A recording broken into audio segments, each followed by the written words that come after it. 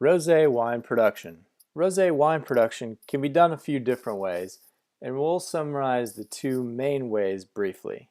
By the way, this is my daughter Ella. She's super cool.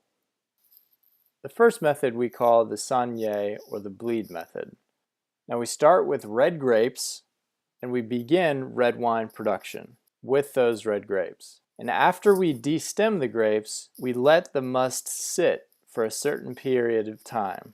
So the juice, the skins, and the seeds all just sit for a little while. And we usually wait about 24 hours and let the juice soak in the skins and seeds, and they gather some of the color compounds. Then, before fermentation has even begun, we pump out the free-run juice into a tank. And then we treat that pink juice just like a white wine. We settle it, and then we ferment, and then it's on through white wine production from there. So it's kind of like a white-red production hybridization.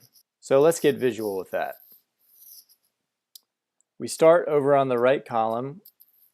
We harvest, we sort, destem, then we crush, and then we just wait and let the color form in the juice. Then we bleed the juice out into a tank, so all the skins and seeds are left behind and it's just juice. It's pink juice. And we settle that juice, then go through primary fermentation, and you actually don't go through secondary fermentation with rosé wines. And then you rack, fine, mature, stabilize, and bottle. So we're fermenting just the juice, but it was must at one point. Now the second method we call the early press method. This is technically the more common method. We start with the red grapes and we begin red wine production with those red grapes. After we destem the grapes, we let the must sit for a certain period of time, no changes yet. We usually wait about 24 hours, let the juice soak in the skins and seeds, get some color compounds. But then, instead of bleeding, we press the whole thing.